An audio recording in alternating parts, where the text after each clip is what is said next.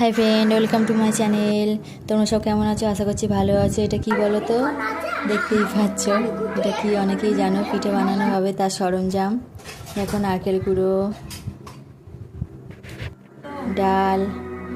পিঠেটা শীতকালেই হয়, এখন আসলে আষাঢ় মাসে পার্বণ বলে সেই জন্য মা ওই পিঠে বানাচ্ছে।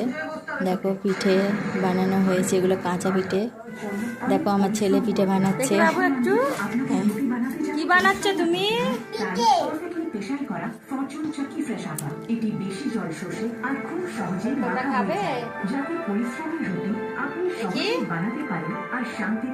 এই গরমেতে পিঠে হয় না, বাট এখন আষাঢ় মাসে পিঠে পার্বণের জন্যই পিঠেটা বানাচ্ছে মা।